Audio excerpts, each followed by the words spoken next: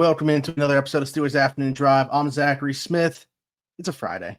DB's here. No Alan Saunders, though, joining us. Just DB and I on this Friday. It's been some time, I feel like, since it's been just the two of us. What's going on, DB? Not much, man. I'm glad the preseason's over. It was fun while it lasted, but I think I'm ready for the regular season. I'm warmed up. So, Yeah, I'm ready for the last real night. games to count. I saw last night that management had checked out, but management's management still needed a dudes and duds. So Yeah. you had to stay. Yeah, it was. into the I'm game. not gonna lie. For as much as I love football, once that fourth quarter started rolling around, I was very close to checking out. So, but duty calls, I guess. Allen's the boss. So, but yeah, I'm ready for the regular season to start. I'm extremely excited for that. But we've got 2 weeks until that takes place, and we got I feel like a decent amount of stuff we can talk about today. Absolutely. A lot of questions. Great input from the community here. I put out tweets like pretty much every Friday that it's you and I, because we make it like a it's always a fan oriented show, but more so even on a Friday. 23 responses so far, and I'm sure they'll keep coming in as we start recording here. So we appreciate all that. But yeah, also with the Steelers playing on Thursday of the final preseason week, literally being the first team done with their preseason action, which there are obviously preseason football throughout the weekend and stuff like that. And then roster cuts, they've started today. The Steelers do business a bit differently. They don't have to cut anybody right now, but they always kind of like trickle them out throughout the weekend prior to Tuesday when they need to be at the 53 players. And I'm curious to see what they do with those IR spots. There's a lot of intriguing things to me about kind of the way that they construct that final 53. But honestly, the big thing for me last night was get out of this thing unscathed. And DB, unfortunately, that didn't happen. Not as significant as it maybe looked originally when you see Derrick Harmon go down. Actually didn't even like notice it on the play. Like all of a sudden he's just coming out of the blue tent and he's on a cart. And you're thinking, oh man, like you see his facial expression doesn't look good. At least was able to sleep a little bit better last night when Tomlin talked post game and said it was a knee sprain. You see him back out on the field sitting next to Cam and TJ, and he's smiling, laughing and stuff. So it was able to at least have some solace with that. But I mean, there's a lot of fallout from this, but just on the surface, man, just crushing to see Derrick Harmon go down. Yeah, I definitely felt for him. It looked like he was pretty distraught, coming off on the cart. Luckily, like you said, just a knee sprain. It seems like, there's a chance that I don't think he's going to be ready for week one, just based on like the wording that's kind of out there right now. Maybe he heads to IR and then comes back after the 4-week period. Of course, they've got a week 5 bye, right? So it'd actually be like week 6 for him. Give him enough right. Yeah, time. If they're going to say a month, yeah, like if he was going to come back week 4, like I don't know that even makes sense to press it, Yeah. So like just give him through the bye as well and come back week 6 against the Browns. Yeah. So that to me is the most logical as we sit here right now. But at the same time, like, I'm not saying this is for sure going to be the case. We've also seen like MCL sprains guys come back in like 2 weeks from. So I really don't know. I don't know what to say about this other than they're saying about a month. Yeah. I mean, other than that, I mean, we'll find out, Monday, Tuesday of next week, just based on like, what the roster construction looks like once they announce the finalized 53-man roster. Of course, that stuff is like always fluid. I mean, you definitely never want like your first round pick, especially somebody you're dependent on to play a significant amount of snaps. I mean, they anointed him as the starter the second they picked him, which, I think was a no-brainer decision. And I think that he did some nice things flashing in the preseason, especially over the past 2 games, I felt like. But I think if there's like one maybe silver lining to this whole thing is just that Yahya Black's look extremely good, like way better than really anybody like could have anticipated. Absolutely. So, I mean, obviously you enjoy the depth, but this is why you take multiple defensive linemen in the draft and you continue to like stockpile your resources in the trenches. So I feel pretty good about, where Yahya's at, and he's been his game last night was unreal. Again, he was pretty much the highlight, I felt like, of the evening. So, silver lining there. He's getting the Baldy breakdown rub. I mean, that's I think he's got 2. Like, that's how you know you're the man. What right a there. Preseason, and honestly, he's been good in training camp too. Like it wasn't just like out of nowhere, but I think the thing felt pretty, at least for me, felt pretty comfortable about what he was going to be as a run defender, and like with his wingspan and ability to get his hands on the ball at the line of scrimmage. I thought that was kind of the way that we would just see him impact the pass game, was just via that way. but like pass rush juice is much like, and again, I don't want to like get ahead of my skis here because we haven't done it in the regular season yet. And you need a larger body of work. But like with where we are at right now, he is much further ahead in that department than I expected him to be. Yeah, I mean, he's already showing stuff like from a pass rush production standpoint that just like was not there at Iowa, like at all. And it's just kind of You think bizarre. Iowa fans are sitting there like, what the heck is this? I know they're probably pretty ticked off. But I mean, what's he got now? He had 2 sacks last night. Did he end up having a sack in the first game, or was that just a quarterback hit? I know he had like one really good I don't think rush he actually had a sack. Opener. Okay. I mean, you look at him, I mean, he was basically a 4-year contributor at Iowa. Over his final 4 seasons. He only had 10 pressures as a senior and 4 sacks for his career. So the fact that he's already kind of like showed a little bit, and like you even dig deeper into like the advanced metrics and stuff like that beyond like the win rate and stuff, it never was there for him in college. And then even like you look at like some of the measurables, it is just he has such a strange build, like you mentioned, like just the mass, the power, the length is all incredible, but he's so slow off the ball. And normally guys like that just don't make it as pass rushers in the league. So that is like one of the things that is kind of giving me a little bit of hesitancy. But yeah, I mean, if credit to him, because I would have never thought that he would have been like this far along in his development so far. And we'll see what it looks like against starting offensive linemen, right? But I definitely think that you have to come away extremely encouraged by how he's performed through preseason games. A couple people brought his name up, just like to talk about. I feel like we've kind of covered that there, depending on if there's more that you have to say or not. Like, I don't know. I mean, I wouldn't have even have considered him a lock for the 53 coming into like when he was drafted, right? He could have potentially been a guy that we're talking about as a practice squad guy. Not even like a question now whether he's on the fit. And this is a guy also, you mentioned what he did in the first game and the third game, didn't play in the second preseason game. Like, who knows what he could have done in that one. So certainly a very nice showing for him. Like, if you're giving away like a 3 stars of the preseason, I think he's like him, definitely Skylar one Thompson, of them, undoubtedly. Skylar Thompson, I think, should to be in there as well. And who would the third one be? I gotta give it to my boy. Who's your boy? You have a lot of boys, I feel like. Darnell? There's just one very near and dear to my heart, and that is this franchise right tackle that we've got now. Oh, yeah, okay. Yeah. 30 maybe 30, cheating, but yeah. Yeah.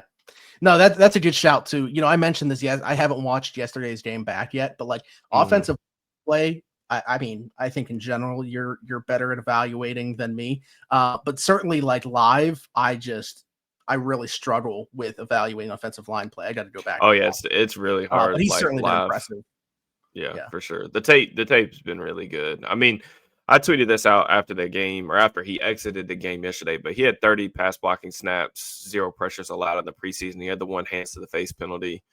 Some encouraging moments in the run game, but they really didn't run the ball very much with first team offensive line in there, which is kind of interesting. But I just think there was a lot of encouraging stuff, really just from a evaluation standpoint. I just wanted to see what he looked like physically, and he's just moving so well right now, man. And I'm very bullish on like where this could potentially go. I know there's going to be bumps and bruises kind of associated through the course of the regular season because basically he's a rookie, but he is a little bit of an older guy. I just think he was so polished coming out of Washington, and I feel a lot better about the tackles now. I mean, I kind of anticipated that he was going to be good just because of how much I liked him coming out of college, but even Broderick Jones, I feel like has been completely fine in the preseason for NFL tackle, like starting tackle standard. So, and that was not the case last year. So I think that you've got to feel it's had pretty some good decent about tests. Like I know the Panthers didn't play their starters, but Diaby's a good pass rusher in Tampa. They had some good matchups. Did he see mainly Walker or Allen? Okay, Allen. Yeah. Walker was mostly Hines Allen, not just Allen. Allen. Side. Yeah, but I mean, that was the kind of the good thing about that. I wasn't really upset about them throwing the ball a lot when those guys were in the game, at least the first 2 games, because, you mentioned, Hines Allen and Walker, and then the next week you get Diaby and Reddick. I mean, those guys have all like been around the block. They're like established starter types that are going to give you some good burn to evaluate reps on. So, yeah, I mean, I think you got to feel pretty good about the tackles. And then, like we said, the YA, I think you've kind of hit on a lot of the more encouraging parts of the preseason aside from Skylar Thompson. We'll see what happens with his future, but And I'm not sure also, if it's going to be it's here. it's been the summer of Scotty as well. Scotty Miller. Oh yeah, yeah. What a Scotty summer. was the headliner of Dudes and Duds. Scotty actually right now, of course, a lot of teams still have a third game to play, and then we'll see what that looks like. But Scotty's got the second most receiving yards in the preseason as of right now. Okay. Steelers Stan here wants to know, said nobody's talked about Benton. Don't think he's necessarily lived up to the hype of the second round pedigree. How do you think that he has looked? I think it's interesting because like year one, I think was so encouraging that going into last year, it was like, I think he's going to translate a lot more of this into stuff that will show on the box score. Like I think that everybody was expecting more pass rush juice because of what we saw in year one, and it would translate more in year two. And I don't think that necessarily happened. So I think that there's people that might be down on him now going into year three. I can tell you right now, like internally, they love this dude. They think he's a stud. Like there's no question about how the organization feels in my mind about Keanu Benton. I think he's a really good player as well. Certainly an important piece of the puzzle. Maybe got a lot more important with Derek Harmon going to miss some time. What's your take here? Yeah, I mean, so I agree with you. I think the team probably is higher on him now than maybe the fan base is. But I do think it is interesting and worth like at least considering that a lot of the guys in his draft class didn't dress those first couple games. Like Joey Porter Jr., Nick Herbig didn't dress because it's like I feel like the team probably views them as more established commodities, And of course, like Herbig ends up getting hurt immediately in the second game. But I just thought it was interesting that like Benton wasn't included in that group or whatever. And like that could be that. I mean, that might not be a indication of him being behind those guys in their mind on the developmental curve. Maybe it's just a numbers thing. They've already had a couple injuries on the D line. I don't know. I just think it's interesting. I would just say they like Dean Lowry had already been hurt, and there was somebody else that was a little bit banged up going into that game. I'm not sure if I can't remember who it was. But I know that like the numbers weren't like similarly to the offensive line. Like they played that second preseason game with 10 offensive linemen total. So I think that there was another injury potentially that made them have to play Benton. Like I can't say for sure, but I mean they played him a lot. Like in general, I mean they played a lot of the guys quite deep into that first game. But yeah, I mean I think even like last night's game, I feel like I'm still combing through the tape, but from what I've seen of Benton so far. Last night's game feels like a pretty good reflection of like the type of player he is. He had a really quick win. He's playing in a one technique, and he hit the center. I think it was their backup center, but he hit him with that that club swim move that he does only going to his right, but he gets at least one or two wins on it pretty much every single week. And then there was another play where he kind of gets like washed out and easily kind of knocked out of his gap versus a double team. So I don't know. I feel like Benton. I think I kind of agree with you. Whereas, like, I was so high on him coming off his rookie season because he was even better than I liked him as a prospect. But I thought his rookie season showed some real flashes, and all the advanced metrics were off the charts. And then the advanced metrics were kind of took a fall back last year in terms of like his pressure rate was down, even though he got more pass rush opportunities. I just think that some of the things that you want to see from him just still haven't really necessarily been developed. Like he's still definitely a solid player and a starting caliber player.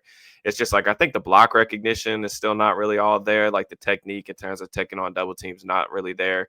And then just as a pass rusher, you don't need like a full bag of moves like as an interior rusher like he does. And he does have a go-to move, which is like extremely important. But he's got to be better about transitioning to that second surge and then finding some other counter. Like he's a really predictable rusher, and I feel like that's going to kind of show up again in the regular season if he doesn't kind of expand his repertoire just a little bit. But I still like Benton. We'll see what this year brings. I mean, year 3 is huge for these guys on rookie contracts. You're talking about contract extension time next year, so it's time to go get the bag. Let's stick on the defensive side here. Butch says, in the event of injury to one of the top 3, Jack Sawyer would be in line for a much larger role than it appears he's ready for. Do you think that it makes sense to keep 5 outside linebackers than off-ball linebackers?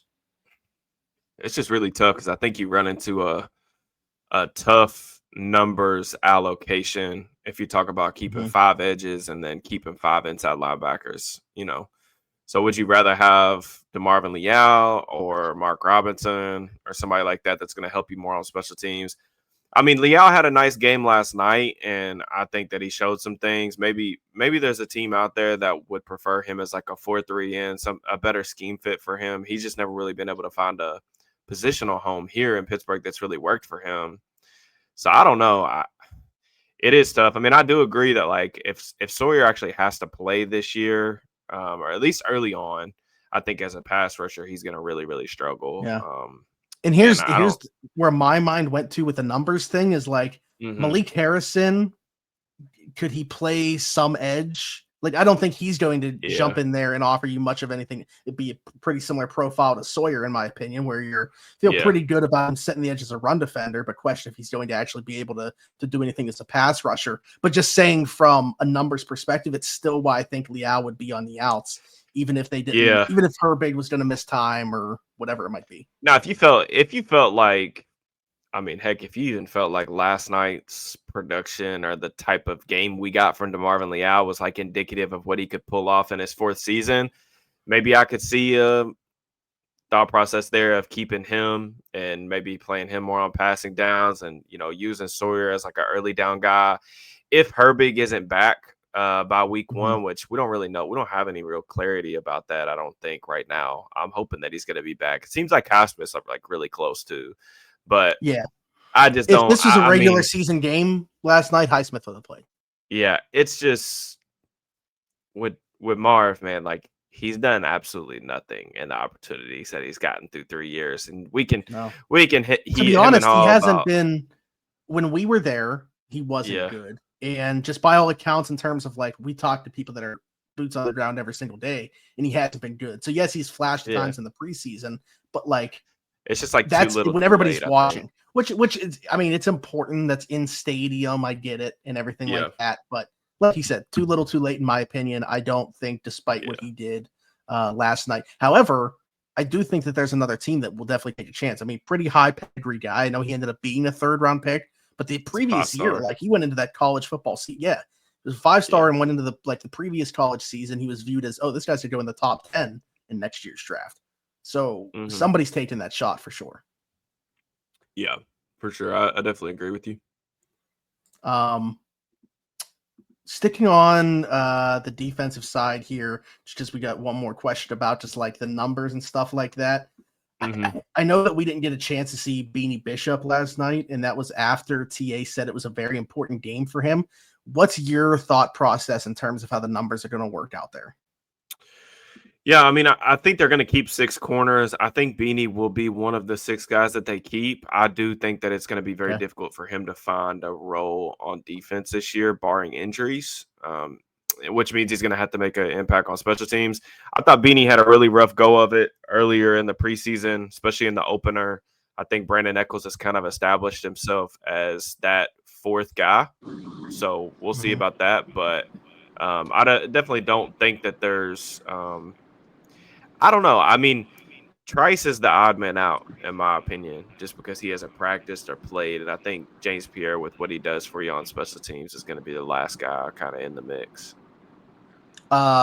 Jump scare.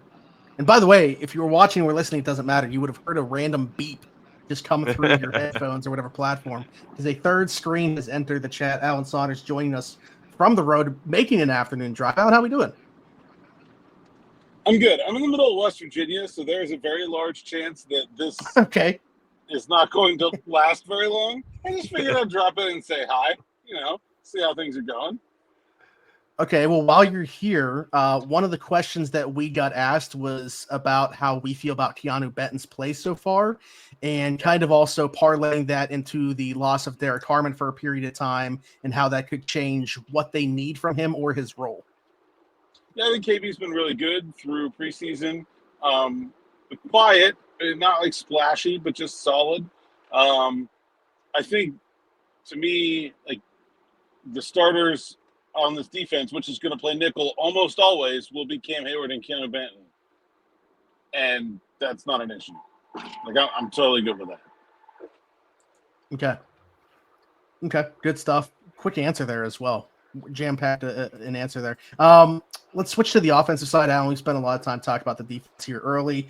I like this question from my guy Peasus here, Dodge from Springfield. Do we think the rate in which the offense has been passing in the preseason is foreshadowing more of a pass-heavy offense than we anticipated? Could this be Rodgers' influence when he and Art have been discussing marrying their philosophies this offseason? I don't think they're going to be a pass-heavy offense, but I think they will be a pass-first offense. There's a difference. I think they will pass to set up the run and not the other way around. I still think they're going to run the ball an awful lot. That's pretty hardwired into their DNA and Arthur Smith's. And I don't see one Aaron Rodgers being enough to change all that. DB, what's your thought? And are you surprised by the fact that the preseason looked the way it did offensively for them? I was a little surprised they didn't run the ball a little bit more. But I mean, they didn't run it very well when the first or second team offensive line was really in there. So I guess that could have played into it. I think Tomlin mentioned that they just kept getting behind the sticks in one of the games when he was getting interviewed on the sideline. But irregardless to that, I think the passing game has looked pretty solid schematically. I did an entire film room on my channel about this whole thing, especially the Bucs game. I thought was really encouraging. Some new concepts that they hadn't really shown previously. So that could speak to the marriage between like Rodgers and Smith, just some new wrinkles in the system. But I kind of agree with Alan. I think they're going to run the ball a ton. I just think that there's a reason that the Steelers attacked the offseason this way, both on the offensive and defensive side of the ball. I just think recently they've been really hammering the trenches. They want to get more physical. They want to control the clock, take care of the football, play what we've come to know as Steelers football over the past several years. So I just think that starts with running the ball more efficiently. Now, can they do that? We'll see. It's got to remains to be seen. I mean, they were bottom 5 in success rate last year. They're not going to the playoffs or going to matter in the playoffs. We'll say that. They're not going to matter in the playoffs if that's the case again in 2025. Yeah, I think they'll be slightly more efficient. I'm not sure they're getting like above middle of the road, but if they're a lot, I mean, that would be a huge jump. That's okay, though. right? Yeah, that's what I'm saying. Like, if they just get to average in like the sort of success rate or whatever your favorite rushing metric is,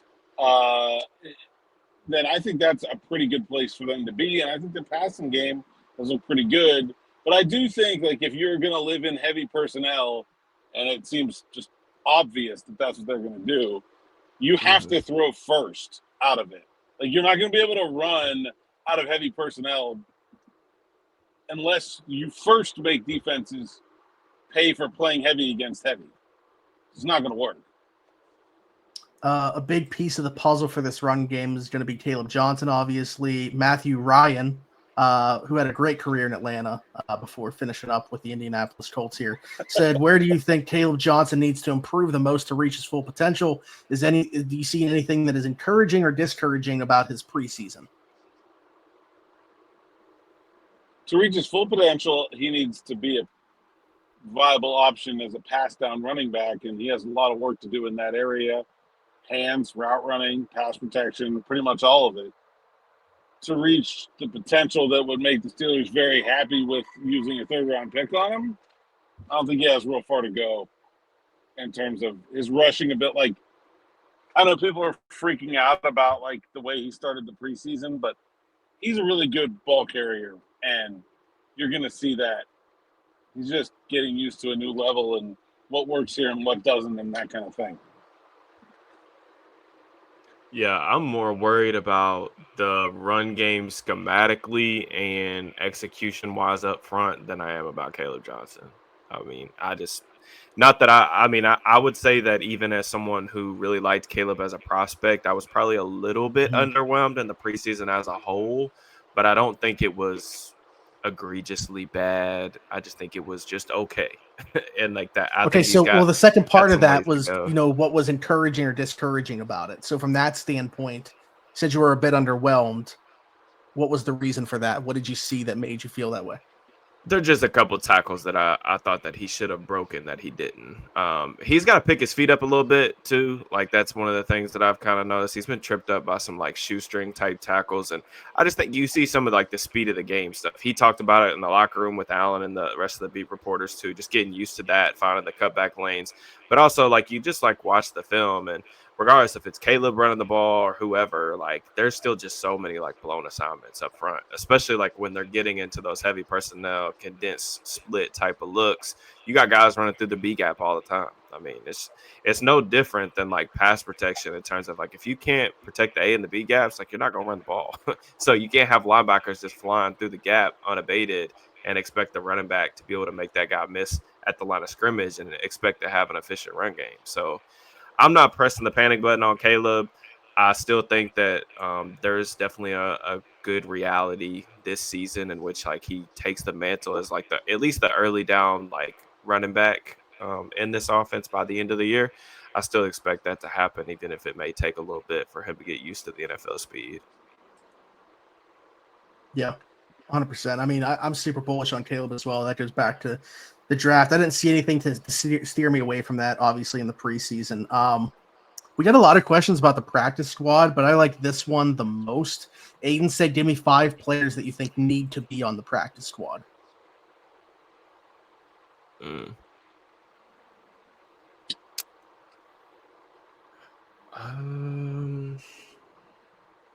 Max Hurleman.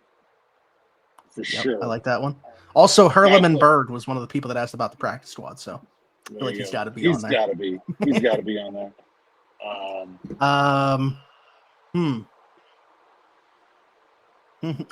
Whoever the 4th running back is. I mean, I'll go even. I'm not sure if they're going to get Trey Sermon to the practice squad, just because he has a lot of NFL experience, and I think he looked pretty good. But I'd say even if he's the 5th running back, I want Lou Nichols on the practice squad. So, like for me, he's a practice squad guy that I think definitely should be there. I really want JJ Galbraith on there as well. Oh yeah, absolutely. They only have 5 tight ends. Like they gotta. Yeah, that's a good one. Sebastian Castro. Okay. Yeah, Castro would probably be on there for me. And so that's collectively 5. That's collectively 5. No, wait.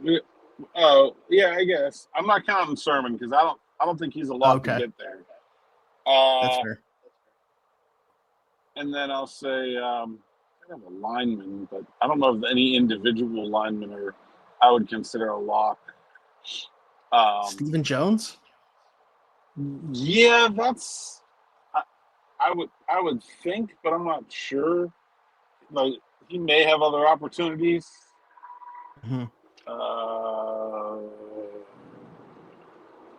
Leota. I thought he's been pretty good in the preseason. Yeah, and like, I think he's been pretty solid. Yeah, I would say probably just off the top of my head, Leota, Castro.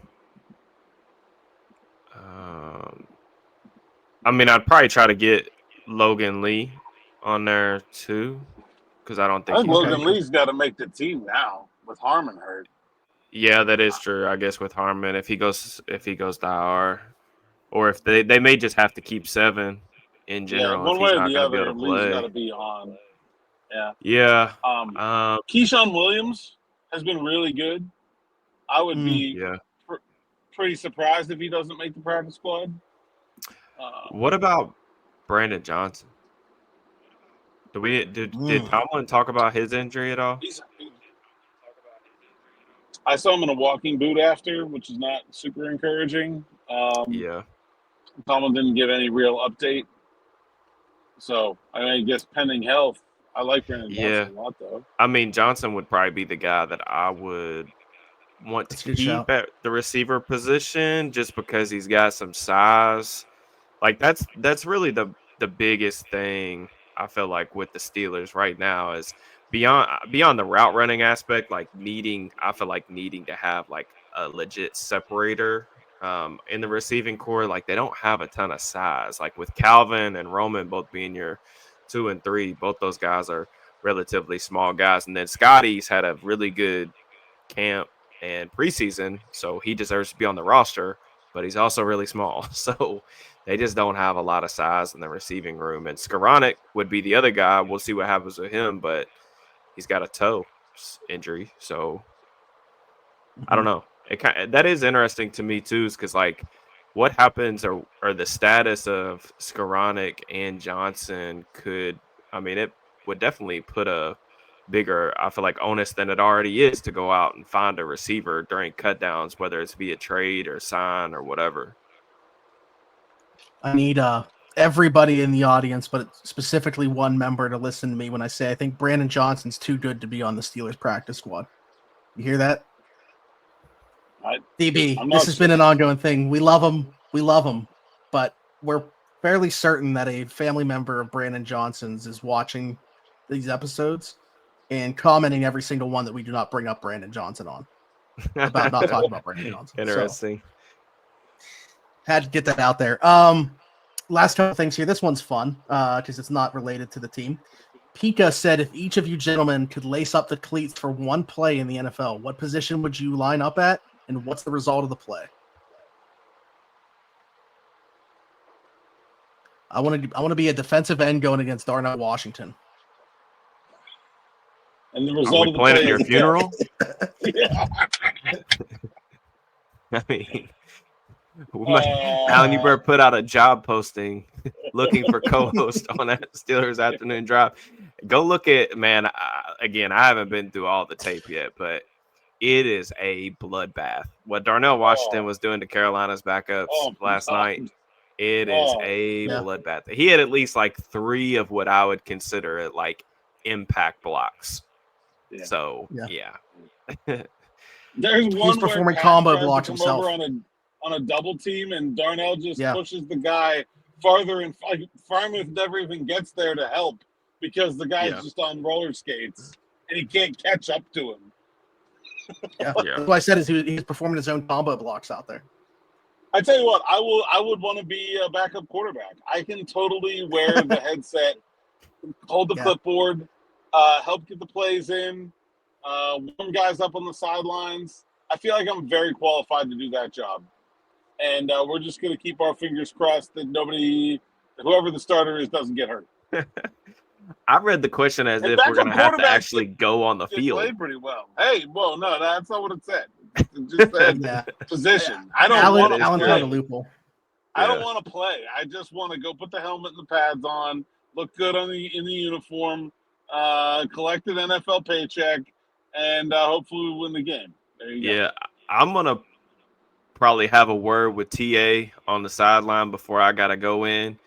I'm going to tell him I'm going to be in the post. I'm going to be about 20 yards out the line of scrimmage. We got to hope and pray they don't throw the ball deep. And if anyone breaks through the middle on a run play, I'm going to act like I got hurt and pulled a hamstring. That's what's going to happen. I don't want no parts trying to tackle nobody at 32 years old now. I just want to be my DNA. I just want to be part of infamy. You know, it's a bad side, but when people ask why I'm walking the way that I'm walking, point to that play. So that's why I want to be. I tell you what I think I could do is we could run the tush push, and I could be one of the guys pushing. Like I feel like I could handle that job. Like if we get that play, I'll go be the tush push. Are you actually gonna like be involved and push though? Or is this gonna be like Kaboli's role in getting his car out? No, I'll push. Wait, Okay. Yeah, I could do that. Okay. Because like it's maybe of like one of the specialists, which have jobs I just could not do, where you really can't get hit by the other team. Like you're so far away from anyone on the other side that they really can't get to you. The last one, just because there's not even like a name that comes to mind for me here, from my guy Q. Is there a guy that we think is going to get cut that would be like a heartbreaker, like would hurt? Like there's not a name that comes to mind for me. I don't know who it would be. That's like a surprise or one I don't see coming. The only one that I would say that would kind of hurt me a little bit is just Trice, just because everything that everything that's kind of played out is like everything that's played out has not like been super unexpected, but it doesn't mean it's not unfortunate.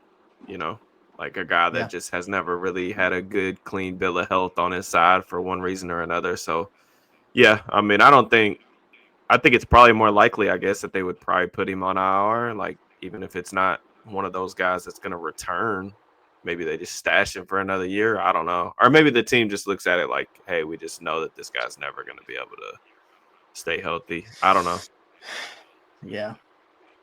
Unfortunately, that'd be when he was my coming answer, out of though. college, and he has not answered those in a positive manner. So, yeah. I don't know. Alan, does anything else come to mind for you? That's the one. I wasn't even on my mind, but DB's right. That's the one for me that I would think about. I mean, I guess similarly, like I'm not saying I think this is likely, but it's possible in terms of surprise cuts that I think would shock and possibly upset some people. I don't think Beanie Bishop's job is definitely secure. Yeah.